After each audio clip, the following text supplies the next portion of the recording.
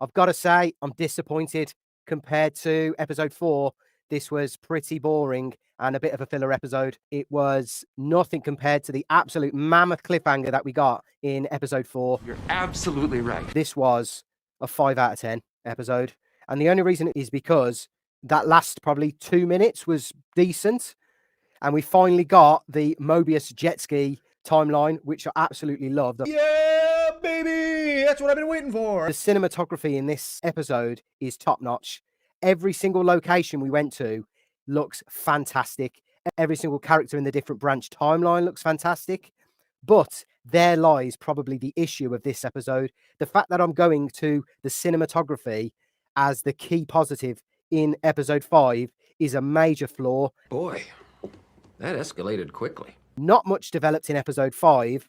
There's a hell of a lot to wrap up in episode 6 and puts a dampener on the cliffhanger we saw in episode 4. Or you'd think they'd kick up a gear. You'd think that they'd go to the next level with this, but they just didn't. They slowed it down. It was a filler episode. If episode 6 is anything like episode 5 is, this show has gone from hero to zero. Not a great plan. Let's just recap what they've got to tie in and what they've got to fix up for episode 6 here. They've got to fix the temporal loom. They've got to do something with Victor Timely. They've got to tie Victor Timely in with He Who Remains, or they've got to tie in Victor Timely with Kang from the Ant-Man film.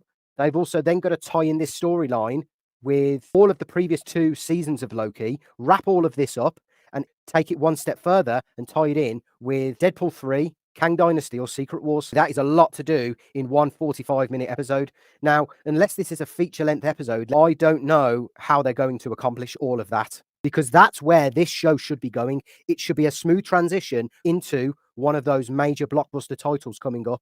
Any one of those 3, and making episode 6 an absolute banger would be the cherry on top of this wonderful season of television. That's what I'm talking about! That's why he's the GOAT! There's some fundamental questions going into episode 6. How do we save the loom? What changes do we need to make in order to make the correct decisions for the loom in the future? Where does Victor Timely tie into this, though? And how do we transition from Victor Timely to Kang the Conqueror, or Victor Timely to He Who Remains? They also need to establish why Loki's been time slipping, what the reason for that is. Is it something to do with him now being able to control his powers because they turned off the magic dampener in the TVA? Are the Infinity Stones going to play a part in episode 6 or in the future? We still haven't seen that scene from the mid-season trailer where Loki is on the temporal bridge, and that must be the decision that is made in order to either save the loom or Loki sacrifices himself to save the TVA. That was the plan. Episode 4 just took us to another height, I thought, even though the episode wasn't that good. The ending for episode 4 was peak Loki season 2.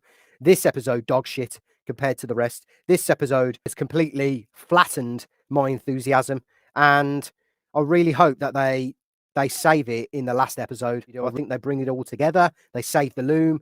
They figure out what's going on with Victor Timely. They figure out what's going on with Kang. They tie those together, and they tie this into the next Marvel product. Yes! When Loki was getting the band back together, I thought that is exactly how it's going to work in either Kang Dynasty or Secret Wars or even Deadpool 3. Someone's going to rock up through one of these doors, and they're just going to say, I know this is strange, but you've got to come with me because the universe, the multiverse is going to end. And that's essentially how it's going to happen for every single timeline across every single Marvel character that they want to bring into this massive team-up event. Those are the sorts of things that still give me hope for episode 6. Don't give me hope. We're streaming our live reaction to each episode of Loki Season 2 on JitGeek every Friday at 7 p.m. UK time. So if you enjoyed the content, feel free to drop a like and subscribe so you never miss an update or a live stream. Catch you on the next one. Cheers.